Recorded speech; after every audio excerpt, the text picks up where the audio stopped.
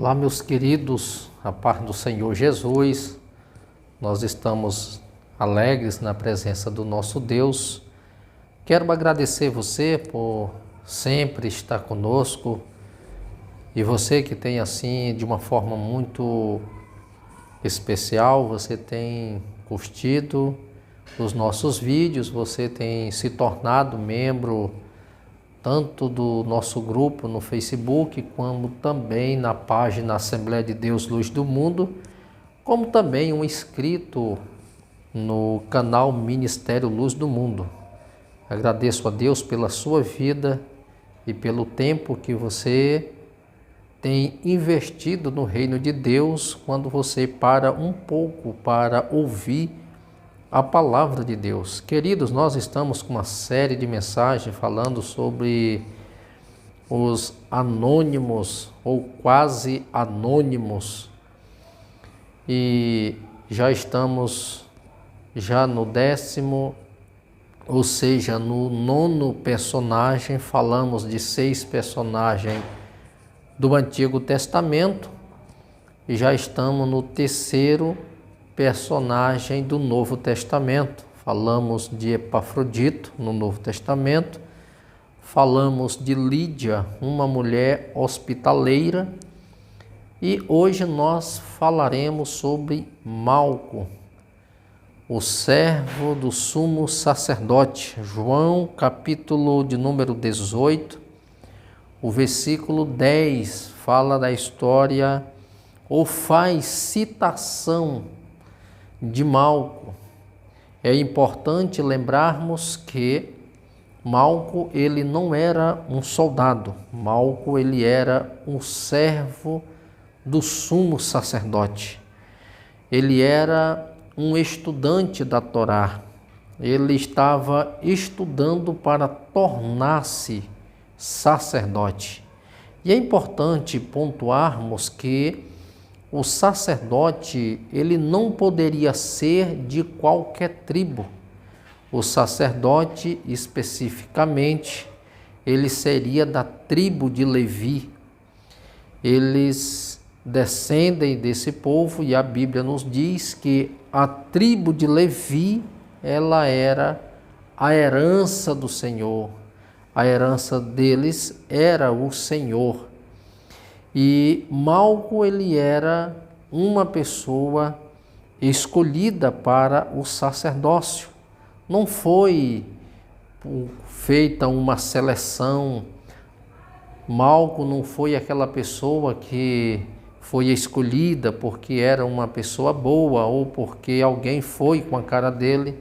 Na verdade, ele era da tribo de Levi, uma das tribos que o Senhor tinha escolhido para que eles exercessem o sacerdócio, como também os levitas são da tribo de Levi. E é importante que naqueles dias, Malco, ele já estava terminando todo o processo dos seus estudos. A Bíblia nos mostra e a história também nos diz que para tornar-se um sacerdote, eles estudariam no mínimo de 5 a 8 anos. 5 anos eles passavam especificamente estudando a Torá.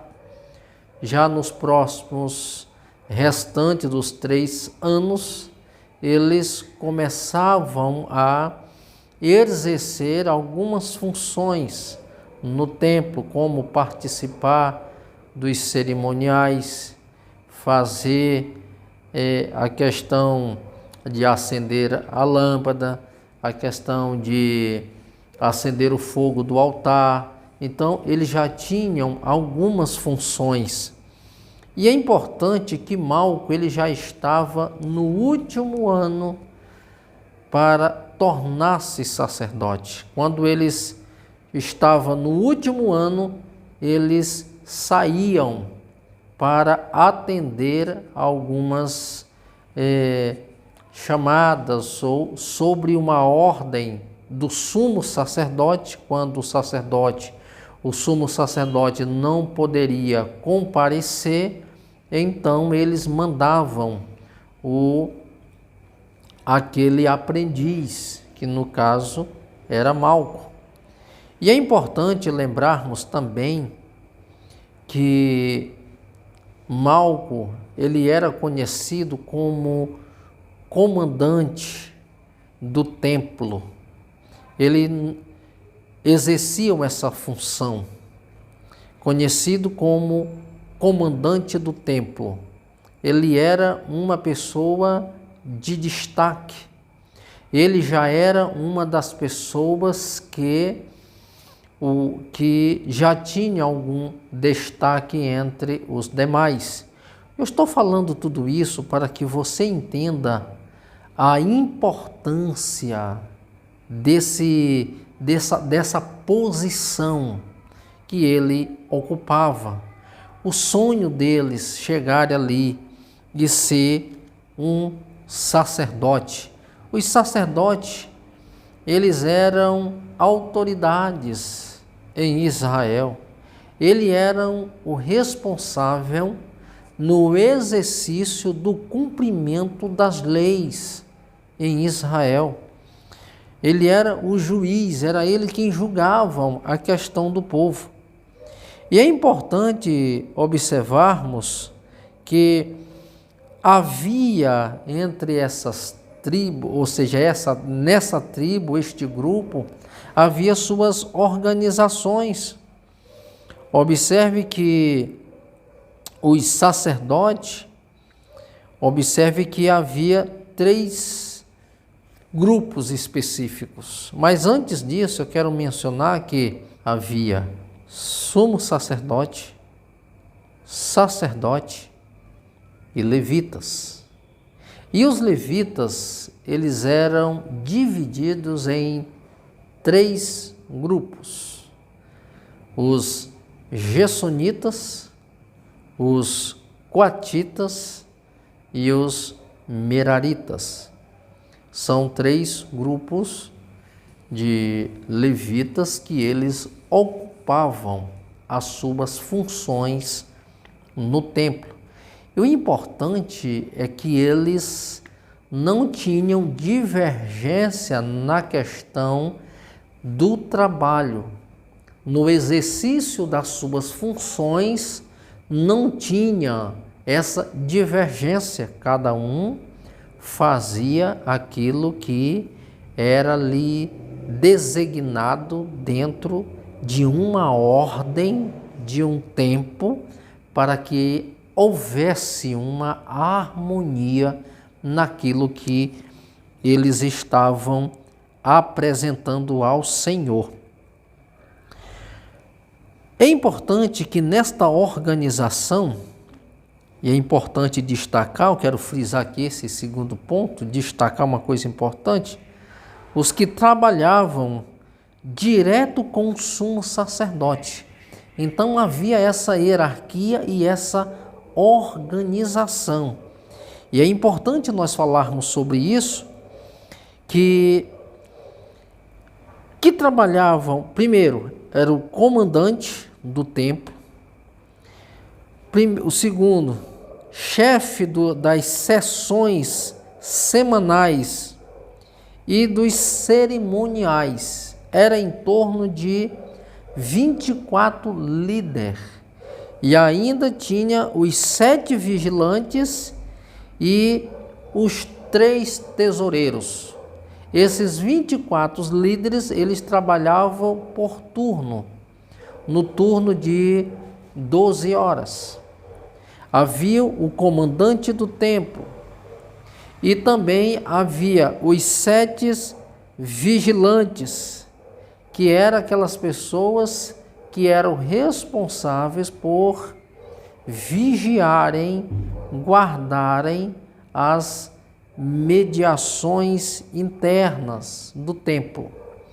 E havia também, que estava a serviço do sumo sacerdote, os 3 tesoureiros, que eram responsáveis por todas ofertas que lhes traziam naqueles dias para o ofertório. Então, eles eram responsáveis por colher e anotar todas as ofertas que viriam das demais tribos. É importante lembrar que em Israel era lei e obrigatório, no mínimo, as pessoas deveriam ir 3 vezes ao ano, oferecer-lhes sacrifício ao Senhor, as festas mais importantes que havia em Israel, a festa dos tabernáculos, a festa da Páscoa, que também é bem conhecida, e a festa da colheita. Então, Israel, ele era um povo que viviam em festas, e é importante nós lembrarmos que todas essas festas que haviam, as pessoas iam e sacrificavam. E é justamente aí que todo esse grupo que estava a serviço do sumo sacerdote, eles trabalhavam. E é importante também frisarmos que naqueles dias os sacerdotes, eles enriqueciam por causa das demandas e da forma como eles se utilizaram, tirar proveito do povo. Por exemplo, os sacerdotes, eles se enriqueciam naqueles dias porque eles não aceitavam sacrifício do gado dos próprios agricultores. Eles diziam que aquele gado não era santificado, então eles deveriam comprar o gado, o pombo, a farinha de erva, ele tinha que comprar no templo. E para comprar esse tipo de animal, a farinha ou uma pomba, eles deveriam trazer as suas moedas, que era conhecido como os dracmas, eles irem à casa de câmbio, trocar aquela moeda que era inferior por a moeda que era exclusivamente do sacerdócio. O nome dessa moeda era tetradracma assíria. Então, observe que você trocava a sua moeda vigente do dia a dia e trocava ela por uma moeda exclusiva, que era a moeda tetradracma assírica, que era exclusivamente do sacerdote. E com isso, esses homens enriqueciam-se cada vez mais. Vocês observam que quando Jesus ele entra no templo, ele pega um azorrague e começa a bater naqueles cambistas e começam a soltar aqueles pássaros, começam a espantar aquelas pessoas do templo e diz: está escrito, a minha casa é casa de oração e vocês a transformaram em covis de ladrões. Ele estava justamente falando a respeito dessa politicagem, dessas manobras que os sacerdotes utilizavam-se com aquelas pessoas que vinham sacrificar e se beneficiavam com aquilo e se enriqueciam cada vez mais. E Jesus, ele reprova tudo isto. Mas você pode me perguntar: pastor, mas o senhor não vai falar de Malco? Malco era um comandante, ele era o servo do sacerdote. Eu expliquei estas coisas para que você compreenda qual era a posição de Malco e o que ele almejava alcançar, galgar na sua vida.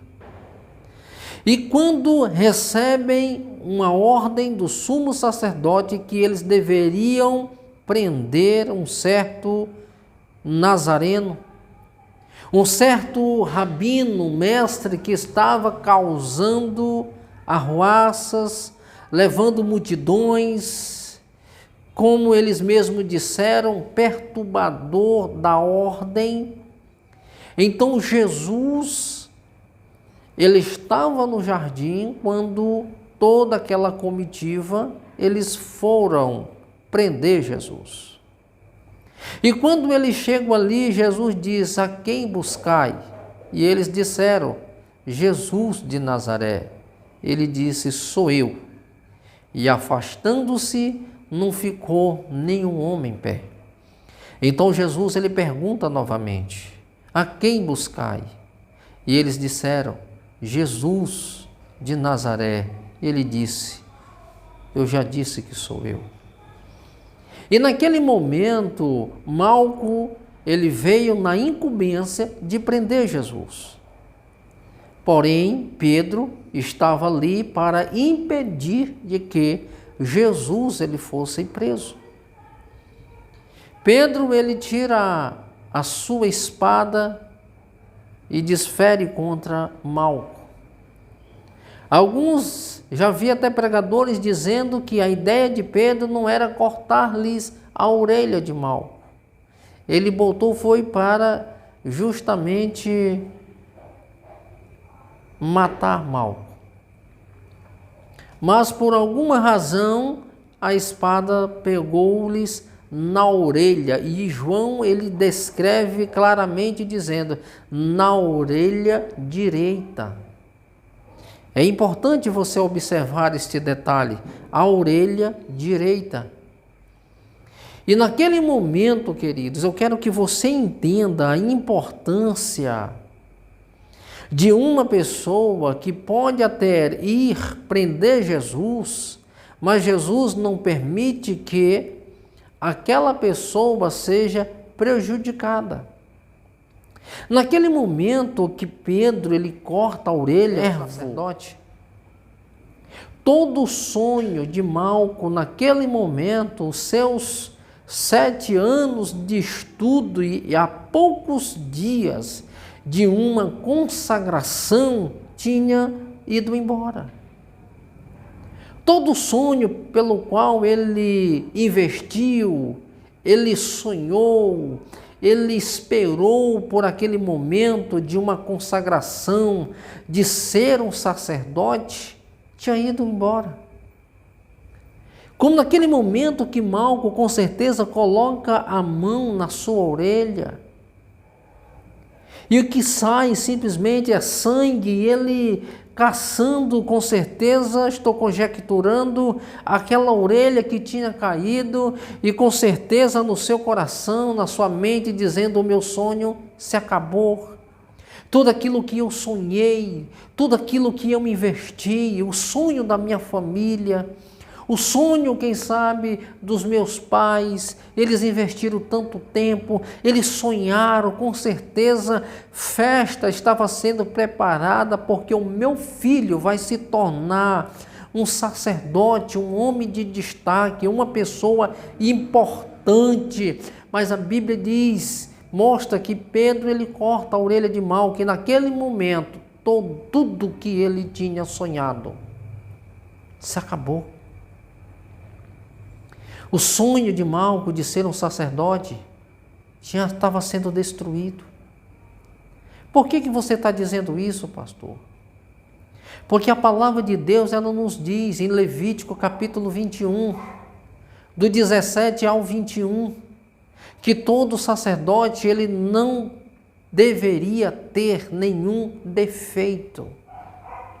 Tinha que ser uma pessoa perfeita, o seu corpo não deveria ter nenhum tipo de deficiência.